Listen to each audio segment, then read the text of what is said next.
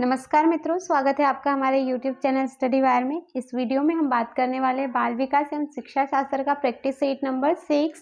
इसके पहले हमने 5 प्रैक्टिस सेट चैनल पर अपलोड किए हुए हैं, तो आप सारे के सारे प्रैक्टिस सेट देख लीजिए। मैथ्स के भी प्रैक्टिस सेट आ रहे हैं और एनवायरनमेंट के भी प्रैक्टिस सेट कंटिन्यू डल रहे हैं मित्रों। तो चलिए हम बात करते हैं हमारे प्रैक्टिस सेट के क्वेश्चंस की। यहाँ पर क्वेश्चन नंबर 1 जो दिया हुआ है उसे हम सॉल्व करते हैं। आप सारे के सारे प्रश्नों को सॉल्व करने की कोशिश कीजिएगा।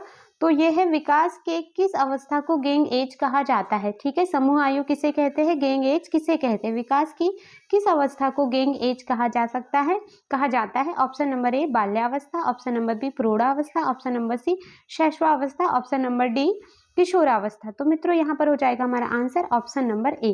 ठीक है, जो बाल्यावस्था होती है उसे हम विकास की गेइंग एज कहते हैं, क्योंकि जो बालक होता है इस आयु में वो अपने समूह के साथ खेलना पसंद करता है, अपने समूह के साथ स्कूल जाना पसंद करता है, यानी कि यहाँ पर वो ग्रुप बनाना शुरू कर देता है। तो ये हो जाएगा हमारा आंसर ऑप्शन नंबर ए।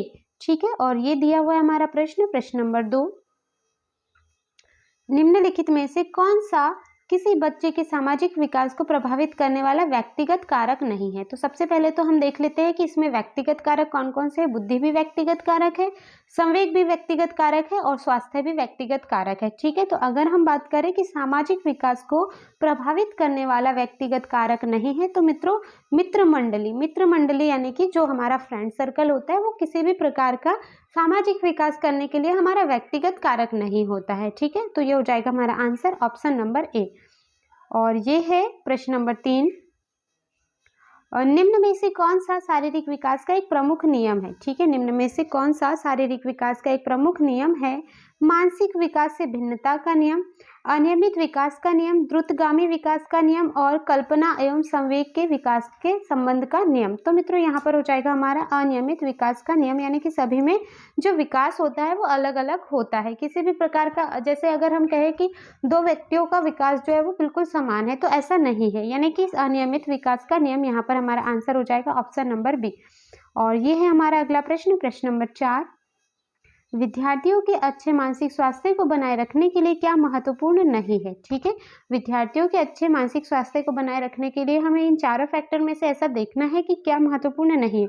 सह शैक्षिक गतिविधियों का प्रावधान तो महत्वपूर्ण है, पाठ्यक्रम को दोहराना, अभिव्यक्ति की स्वतंत्रता भी महत्वपूर्ण है, और रुचि में भिन्नता का ध्यान रखना भी महत्वपूर्ण है। तो मित्रों यहाँ पर हो जाएगा हमारा आंसर ऑप्शन नंबर बी, पाठ्यक्रम को दोहराना। मतलब ये कोई मैटर नहीं करता है कि हम सिलेबस को दोहरा रहे हैं तो विद्यार्थियों का मानसिक स्वास्थ्य बहुत अच्छा हो रहा है। ठीक है, बहुत से विद्यार्थी ऊब जाएंगे।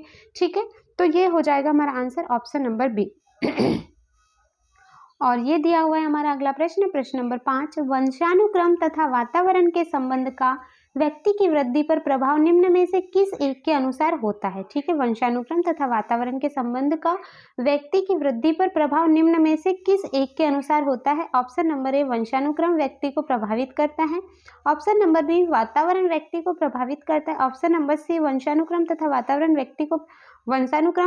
वातावरण व्यक्ति को प्रभावित करते हैं, और वंशानुक्रम तथा वातावरण व्यक्ति को प्रभावित करता है। ठीक है, तो अगर हम यहाँ पर देखें कि यहाँ प्लस और माइनस का चिन्ह दिया हुआ है। ठीक है, तो यहाँ पर हमारा आंसर होगा मित्रों ऑप्शन नंबर डी। ठीक है, यहाँ पर वृद्धि बोला है ना कि विकास बोला है। ठीक है, तो विकास जो होता है वो वंशानुक्रम तथा वातावरण का अंतर संबंध का योग होता है। ठीक है, लेकिन यहाँ पर हमारा क्या हो जाएगा, गुणन हो जाएगा। ठीक है मित्रों, तो इस प्रकार से हमारा आंसर हो जाएगा ऑप्शन नंबर डी। ठीक है, वृद्धि बोला है तो वृद्धि वंशानुक्रम तथा वातावरण दोनों के गुणन से होता है। ठीक है, तो ये है हमारा प्रश्न नंबर 5 का आंसर। और ये प्रश्न नंबर 6 सामाजिकरण है। ठीक है, सोशियोलाइजेशन से संबंधित यहाँ पर प्रश्न पूछा गया है कि सामाजिकरण क्या है। सामाजिक मानदंडों में परिवर्तन करना, शिक्षक एवं पढ़ाए गए जो भी शिक्षक पढ़ा रहा है उसके बीच का संबंध, समाज में आधुनिकरण की प्रक्रिया या समाज के मानदंडों के साथ अनुकूलन। तो मित्रों यहाँ पर हो जाएगा हमारा आंसर ऑप्शन नंबर डी, समाज के मानदंडों के साथ अनुकूलन करना। ठीक है, मतलब समाज के कुछ मानदंड होते हैं उनके साथ अनुकूलन करना ही क्या कहलाता है, सामाजिकरण, सोशियोलाइजेशन कहलाता है। ठीक है, और अब प्रश्न नंबर 7 देख लेते हैं। तो प्रश्न नंबर 7 दिया हुआ है यहाँ पर, थार्नडाइक का सिद्धांत इनमें से किस वर्ग के तहत सूचीबद्ध किया गया है? ठीक है, थार्नडाइक जी ने सीखने से संबंधित 3 नियम दिए हैं, मुख्य नियम, और 5 उपनियम दिए हैं। तो प्लीज आप इसे एक बार एग्जाम में जाने से पहले देख कर जाइएगा। व्यवहारिकता का सिद्धांत, ज्ञानात्मक का सिद्धांत, मनोविश्लेषणात्मक का सिद्धांत और इनमें से कोई नहीं। ठीक है, तो ये हो जाएगा हमारा आंसर। यहाँ पर आंसर हो जाएगा हमारा व्यवहारिकता का सिद्धांत। ठीक है, व्यवहारिकता का सिद्धांत थार्नडाइक जी ने सीखने से संबंधित दिया गया है। ठीक है, व्यवहारिकता के सिद्धांत में उन्होंने ये बताया कि जो भी व्यवहार व्यक्ति के द्वारा किया जाता है वो उसे सीख लिया जाता है, और जिस व्यवहार का प्रयास वो नहीं करते तो वो उसे भूल जाता है, यानी कि वो अच्छे से उसे सीख नहीं पाता है। तो ये हो जाएगा अपना व्यवहारिकता का सिद्धांत। और ये दिया हुआ है हमारा अगला प्रश्न, प्रश्न नंबर 8। प्रगतिशील शिक्षा के संदर्भ में समान शैक्षिक अभिप्राय से है। ठीक है, प्रगतिशील शिक्षा के संदर्भ में समान शैक्षिक अवसर से अभिप्राय है किसी भी जाति, पंथ, रंग, क्षेत्र एवं धर्म के होते हुए समान शिक्षा प्रदान करना है। समान शिक्षा प्रदान करना है, समान शिक्षा पाने के बाद अपनी क्षमताओं को सिद्ध करना है, बिना किसी वेद को समान पद्धतियों एवं सामग्रियों से शिक्षा प्राप्त करें और ऐसी शिक्षा पाए जो उनके लिए अनुकूलतम हो तथा भविष्य के कार्यों में सहायक हो। तो मित्रों, प्रगतिशील शिक्षा का जो मुख्य एम जो है वो है कि हमको ऐसी शिक्षा देना है कि वो विद्यार्थियों के अनुकूल हो और उसके भविष्य के निर्माण के लिए, उसके भविष्य के कार्य के लिए सहायक हो। ठीक है, इस प्रकार हमारा आंसर प्रश्न नंबर 8 का हो जाएगा ऑप्शन नंबर डी। और ये हमारा अगला प्रश्न, प्रश्न नंबर 9। बुद्धि के द्विखंड सिद्धांत का प्रतिपादन किसने किया है? ठीक है, द्विखंड सिद्धांत का, द्विकारक बुद्धि सिद्धांत जिसे कहते हैं, तो वो किसने प्रतिपादित किया है? बुद्धि के कम से कम 8 से 10 सिद्धांत दिए हुए मित्रों। ठीक है, मतलब टर्मन ने क्लासिफाइड किया है, और बहुत सारे जो थर्स्टन है, बहुत सारे जो मनोवैज्ञानिक है, उन्होंने बुद्धि को क्लासिफाइड किया है। स्पीयरमैन, तो हमें द्विखंड सिद्धांत की बात करना है यहाँ पर, थर्स्टन, गिलफोर्ड और गैने। तो यहाँ पर अगर हम बात करें तो हमारा आंसर हो जाएगा मित्रों ऑप्शन नंबर ए। ठीक है, स्पीयरमैन ने बुद्धि के द्विखंड सिद्धांत का प्रतिपादन किया है, स्पीयरमैन ने। ओके, बात करेंगे प्रश्न नंबर 10 की। तो यह है हमारा अगला प्रश्न, प्रश्न नंबर 10। निम्नलिखित में से कौन सा लक्षण बहिर्मुखी व्यक्तित्व का नहीं है? ठीक है, निम्नलिखित में से कौन सा लक्षण बहिर्मुखी व्यक्तित्व का नहीं है? मिलनसार बहिर्मुखी बोला है। ठीक है, मिलनसार तो रहता है, नेतृत्व शक्ति भी रहती है, आक्रामक स्वभाव और दीवार स्वप्न देखने वाला। तो अगर हम देखें तो यहाँ पर बहिर्मुखी व्यक्ति का जो क्या पूछा गया है, व्यक्तित्व नहीं है, तो यहाँ पर हो जाएगा हमारा आंसर ऑप्शन नंबर डी, दीवा स्वप्न देखने वाला। ठीक है, यानी कि आक्रामक व्यवहार तो उतना जरूरी नहीं है, लेकिन दीवा स्वप्न देखने वाला जो है वो बहिर्मुखी व्यक्तित्व नहीं होता है। ठीक है, तो ये हो जाएगा हमारा आंसर ऑप्शन नंबर डी। और बात करें हम अगले प्रश्न की, तो प्रश्न नंबर 11वां। गिलफोर्ड ने अपसारी चिंतन पद का प्रयोग किसके समान अर्थ में किया है? बुद्धि, सृजनात्मकता, बुद्धि एवं सृजनात्मकता, इनमें से कोई नहीं। ठीक है, तो यहाँ पर हो जाएगा हमारा answer option number B, Guilford ने अपसारी चिंतन पद का प्रयोग सृजनात्मकता शब्द के लिए किया है। ठीक है, किसके अर्थ में किया है? सृजनात्मकता के अर्थ में किया है। और ये हमारा अगला प्रश्न, प्रश्न नंबर 12वां। राज्य स्तर के एक एकल गायन प्रतियोगिता के लिए विद्यार्थियों को तैयार करते समय विद्यालय लड़कियों को वरीयता देता है। यह दर्शाता है वैश्विक प्रवृत्तियां, प्रयोजनात्मक उपागम, प्रगतिशील चिंतन और लैंगिक पूर्वाग्रह।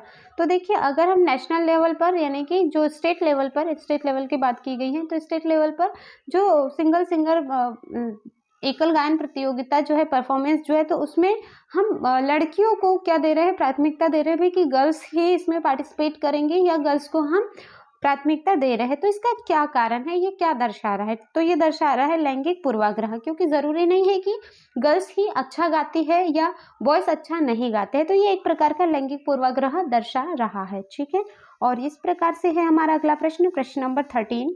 प्रश्न नंबर 13 जो है, भिन्न भिन्न पृष्ठभूमि के बच्चों के मध्य अधिगम को प्रोत्साहित करना संभव है। ठीक है, भिन्न भिन्न पृष्ठभूमि के बच्चों के मध्य अधिगम को प्रोत्साहित करना संभव है जब, भिन्न भिन्न पृष्ठभूमि से तात्पर्य है मित्रों कि बहुत सारे प्रकार के बच्चे आते हैं जब हम स्कूल में होते हैं। तो ठीक है, कोई पिछड़ा बालक आता है या कोई उच्च प्रतिभाशाली बालक आता है, तो बहुत सारी पृष्ठभूमि के बच्चे आते हैं। ठीक है, तो यहाँ पर हमें उनके मध्य अधिगम को प्रोत्साहित करना संभव है जब विभिन्न अधिगमकर्ताओं की आवश्यकताओं को पाठ्यचर्या संबंधी अनुभवों के साथ सम्मिलित करें, गरीब पृष्ठभूमि वाले अधिगमकर्ताओं से अपेक्षा को परिमार्जित करके उद्देश्य प्राप्ति के लिए सभी विद्यार्थियों से कठिन परिश्रम करवाकर और अधिगमकर्ताओं को अभिप्रेरित करने हेतु पुरस्कार रोजाना देकर, ठीक है, मतलब रोजाना हम अगर उन्हें योजना देकर, ओके, थोड़ा सा यहाँ पर अधिगमकर्ताओं को अभिप्रेरित करने हेतु पुरस्कार योजना के द्वारा हम क्या इस प्रकार से उन्हें प्रोत्साहित कर सकते। तो मित्रों यहाँ पर हमारा जो आंसर होगा वो हो जाएगा ऑप्शन नंबर ए। विभिन्न अधिगमकर्ताओं की आवश्यकताओं को पाठ्यचर्या संबंधी अनुभवों के साथ सम्मिलित करके हम उन्हें प्रोत्साहित कर सकते हैं। जैसे कि अगर विभिन्न पृष्ठभूमि के बच्चे आते हैं हमारे पास में, तो हमें सबके जो अनुभव है उन्हें इन्वॉल्व करना है, सबकी बातें सुनना है, मतलब सभी के अनुभव को जब हम इन्वॉल्व करेंगे तो बच्चे हमारे मतलब जो हम पढ़ा रहे हैं उसमें रुचि लेंगे, ठीक है, यानी कि क्या होगा कि वो प्रोत्साहित होंगे एक प्रकार से। और बात करें हम प्रश्न नंबर 14 की, तो ये हमारा अगला प्रश्न नंबर 14, विद्यार्थियों की उपलब्धियों का मूल्यांकन करने के लिए शालाओं में उपयोग आने वाली विधियां है, ठीक है, विद्यार्थी की उपलब्धि का मूल्यांकन करने के लिए शालाओं में उपयोग में आने वाली विधियां है परिणात्मक एवं निरीक्षण विधि, परिणात्मक एवं गुणात्मक विधि, गुणात्मक एवं साक्षात्कार विधि और उपयुक्त में से कोई नहीं, ठीक है। तो यहाँ पर हो जाएगा हमारा आंसर ऑप्शन नंबर बी, परिणात्मक एवं गुणात्मक विधि, ठीक है। विद्यार्थियों की उपलब्धि का मूल्यांकन करने के लिए शालाओं में उपयोग में आने वाली विधियां हैं परिणात्मक एवं गुणात्मक विधि। ओके, बात करें हम अगले प्रश्न की, तो ये हमारा अगला प्रश्न नंबर 15, निबंधात्मक प्रश्नों के लिए निम्न में से कौन सबसे अच्छा विकल्प है, ठीक है। निबंधात्मक प्रश्नों के लिए निम्नलिखित में से कौन सबसे अच्छा विकल्प है।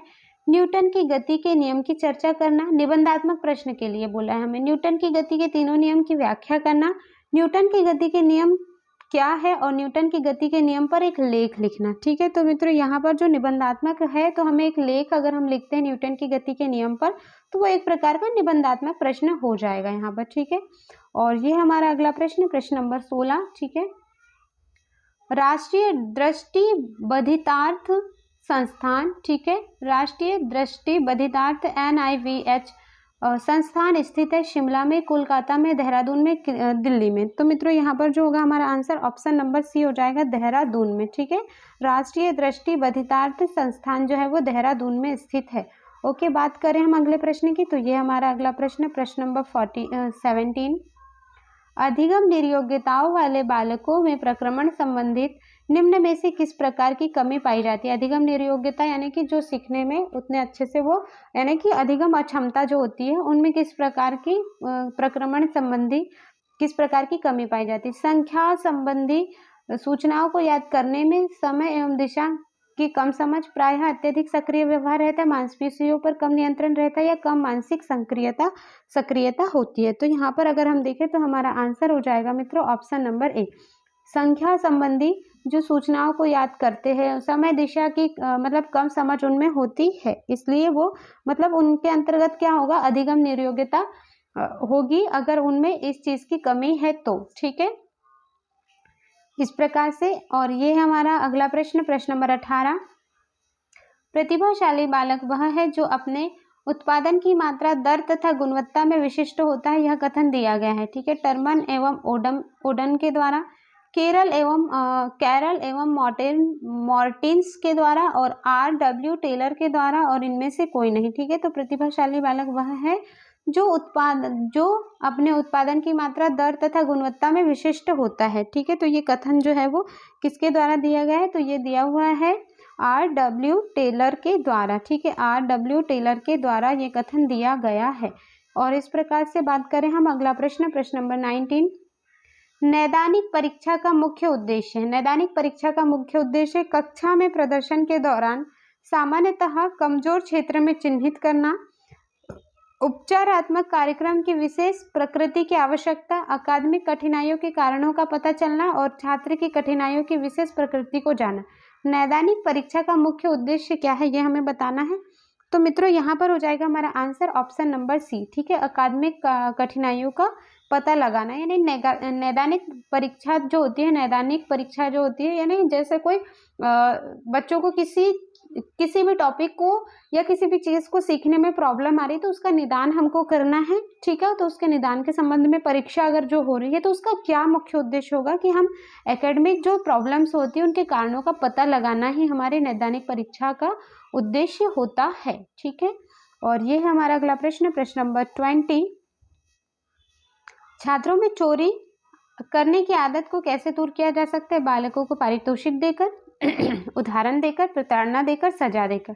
तो हम यहाँ पर अगर छात्रों को जो कुछ कहानियाँ ऐसी सुनाएंगे या कुछ उदाहरण ऐसे देंगे जिसमें चोरी करने से कुछ नुकसान हुआ है, या ये मतलब कहना चाहिए कुछ शिक्षाप्रद कहानी देंगे जिसमें चोरी से संबंधित कोई अध्याय आया हो, कोई सीख आई हो, ठीक है। तो हम ये उदाहरण देकर, ना कि हमें उन्हें प्रताड़ना है, ना ही सजा देना है, बालकों को पारितोषित करके भी हमें वो तो बढ़ावा हो जाएगा एक प्रकार से। तो ये हो जाएगा हमारा आंसर ऑप्शन नंबर बी, उदाहरण देकर हम चोरी की आदत को दूर कर सकते हैं। और ये है हमारा अगला प्रश्न, प्रश्न नंबर 21, थोड़ा सा बड़ा प्रश्न है। राजेश बीमारी के कारण 1 महीने तक विद्यालय नहीं गया। जब विद्यालय गया तो उसे भाग के लंबे सवालों को करना नहीं आया। कई बार के निराशाजनक अनुभवों में असफलता ही हाथ लगी है। लंबे समय के सवालों के देखते ही वह चिंतित हो गया। शास्त्रीय अनुबंधन सिद्धांत के मुताबिक संवेगात्मक स्वाभाविक उत्तेजक है, ठीक है। मतलब जो राजेश है वो बहुत दिन से स्कूल नहीं गया है और वो अब लंबे लंबे जो भाग के सवाल है उनको देखकर वो एक प्रकार से चिंतित हो गया है। तो यहाँ पर शास्त्रीय अनुबंधन सिद्धांत के मुताबिक संवेगात्मक स्वाभाविक उत्तेजक है, वो बताना है हमें। असफलता को लेकर चिंता, क्या उसका उत्तेजक है, क्यों वो उत्तेजित हो रहा है या क्यों वो डर रहा है, ठीक है, उसका क्या उत्तेजक है वो बताना है हमें। किस सिद्धांत के अनुसार? शास्त्रीय अनुबंधन सिद्धांत के अनुसार असफलता को लेकर चिंतित हो रहा है। असफलता, भग्नाशा, लंबे भाग के सवाल और लंबे भाग के सवालों को लेकर चिंता। तो यहाँ पर हमारा आंसर हो जाएगा मित्रों ऑप्शन नंबर बी, असफलता भग्नाशा, ठीक है। असफलता भग्नाशा जो है वो एक प्रकार से उसका उत्तेजक कारक होगा, ठीक है, असफलता भग्नाशा। बात करें हम अगले प्रश्न की, तो ये दिया हुआ है हमारा अगला प्रश्न, प्रश्न नंबर 22।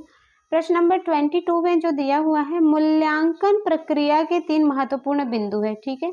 मूल्यांकन प्रक्रिया के 3 महत्वपूर्ण बिंदु है। उद्देश्य, अधिगम, अनुभव एवं मूल्यांकन के उपकरण। छात्र, अध्यापक एवं उद्देश्य। मूल्यांकन प्रक्रिया के 3 महत्वपूर्ण बिंदु बताना है। छात्र, समाज व अधिगम के अनुभव। छात्र, परीक्षा का परिणाम, ठीक है। तो 3 महत्वपूर्ण बिंदु जो है मूल्यांकन प्रक्रिया के मित्रों, तो यहाँ पर हमारा हो जाएगा छात्र, अध्यापक और उद्देश्य, ठीक है। ये तीनों के तीनों जो है वो हमारे मूल्यांकन प्रक्रिया के 3 महत्वपूर्ण बिंदु है, ठीक है।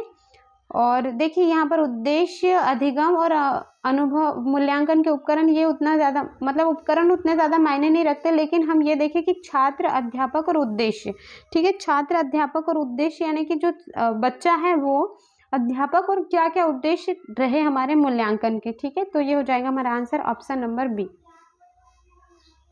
और ये हमारा अगला प्रश्न, प्रश्न नंबर 23। समस्या की अचानक समाधान की वकालत करने वाले सिद्धांत का नाम है, ठीक है। समस्या के अचानक समाधान करने की वकालत करने के सिद्धांत का नाम क्या है? सक्रिय अधिगम, संक्रियात्मक अधिगम, सूझ का सिद्धांत, प्रत्यक्ष एवं भूल का सिद्धांत और अनुबंधन। तो यहाँ पर जो होगा मित्रों हमारा आंसर हो जाएगा ऑप्शन नंबर बी, ठीक है, सूझ का सिद्धांत। सूझ का सिद्धांत यानी कि देखिए वो जो ये सूझ का सिद्धांत था उसके अंतर्गत क्या हुआ था कि एक चिंपांजी था, चिंपांजी को कमरे में, मतलब यहाँ पर कमरे में इस तरीके से ऐसे केले लटका दिए थे और यहाँ नीचे कुछ कुछ बॉक्स रख दिए गए थे। उसने बहुत देर तक के सोचा लेकिन उसके समझ में नहीं आया, चिंपांजी के समझ में। लेकिन जब उसे एकदम से समझ में आया तो वो अचानक उसने समाधान निकाल लिया और इन बॉक्सेस को इस तरीके से जमा लिया और यहाँ चढ़कर उसने ये केले जो रखे थे वो तोड़ लिए, ठीक है। तो ये हो जाएगा हमारा सूझ का सिद्धांत जो है वो समस्या का अचानक समाधान निकाल रहा है वो, ठीक है। तो ये हो गया। अब प्रश्न नंबर 24।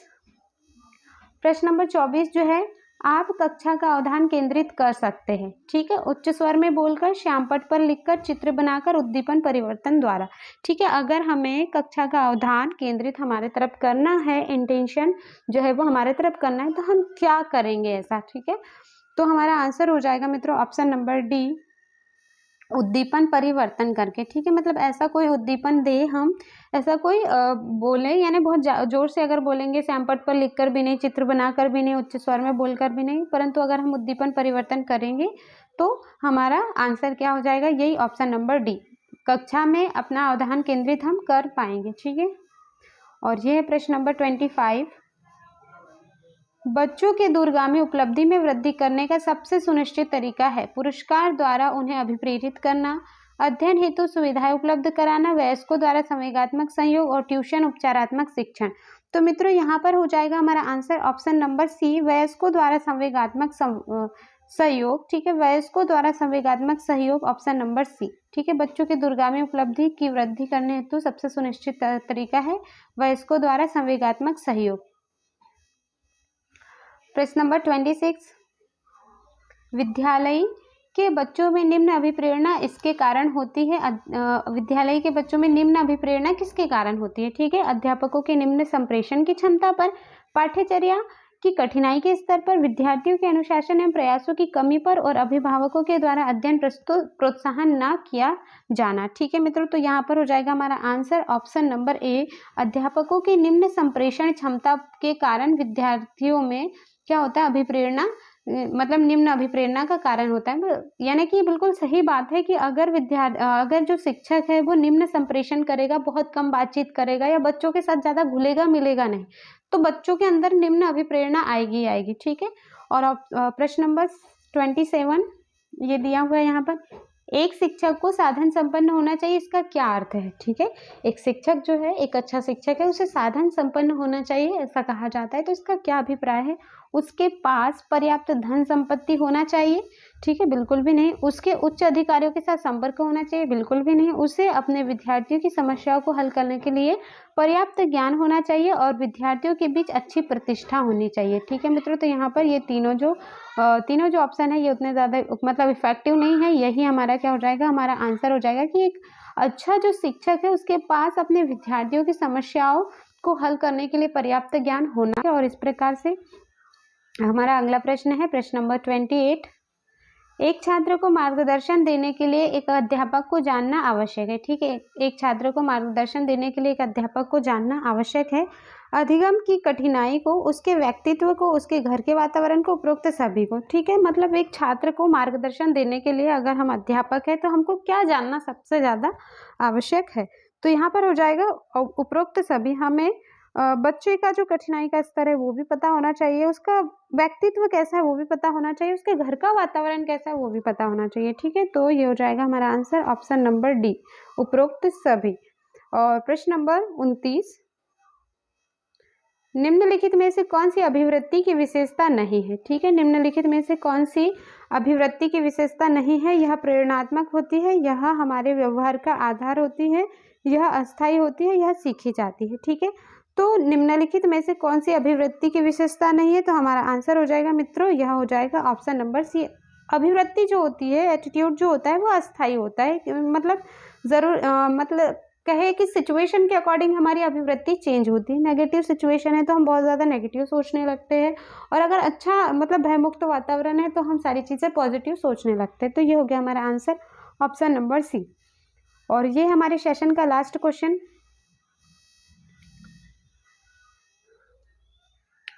स्मृति की प्रक्रिया का सही क्रम क्या है? ठीक है, स्मृति की प्रक्रिया यानी कि जो मेमोरी होती है उसे कोई भी चीज़ को हम याद कैसे रखें, तो उसका सही क्रम क्या है? कूटांकन, भंडारण, ध्यान देना और प्रत्यास्मरण। ठीक है, तो इसका जो सही क्रम है मित्रों, मैं डायरेक्टली आंसर ही बता देती हूँ। तो यहाँ पर हो जाएगा हमारा आंसर ऑप्शन नंबर ए। ठीक है, अब हम इसे एक प्रकार से समझते हैं। ऑप्शन नंबर ए में दिया है थर्ड ऑप्शन सबसे पहले। ठीक है, तो यहाँ पर अगर हम बात करें तो थर्ड ऑप्शन, इसे फोर्थ को हम थर्ड मान लेते हैं। ठीक है, थर्ड, और ये हो जाएगा हमारा फोर्थ ऑप्शन। ठीक है, यहाँ पर थोड़ा टाइपिंग मिस्टेक हो गया है। तो थर्ड ऑप्शन में दिया है सबसे पहले हमें अगर स्मृति यानी कोई चीज़ ध्यान रखना है, कोई चीज़ याद रखना है, तो हमको सबसे पहले ध्यान देना पड़ेगा। ठीक है, क्या हो जाएगा? ध्यान देना पड़ेगा हमें सबसे पहले, उसके बाद में, ठीक है, उसके बाद में फर्स्ट वाला दिया हुआ यानी उनके कोड को हमारे दिमाग के अंदर सेट करना पड़ेगा। ठीक है, फिर सेकंड वाला ऑप्शन दिया हुआ है भंडारण यानी स्टोर करना पड़ेगा, और ऑप्शन नंबर फोर्थ लास्ट में दिया है प्रत्यास्मरण यानी कि हम उसे बाद में उसे हम स्मरित करके रख सकते हैं। तो हमारा आंसर हो जाएगा मित्रों ऑप्शन नंबर ए। ठीक है, ऑप्शन नंबर ए इंपॉर्टेंट क्वेश्चन है, देख लीजिएगा इसे। और इस प्रकार से था मित्रों आज का हमारा सेशन। ठीक है, उम्मीद है आप लोगों को क्वेश्चंस भी अच्छे लग रहे होंगे और सभी से प्रश्न के उत्तर बन रहे होंगे। ठीक है, तो अब हम मिलेंगे अगले वीडियो में, तब तक के लिए जय हिंद और थैंक यू सो मच।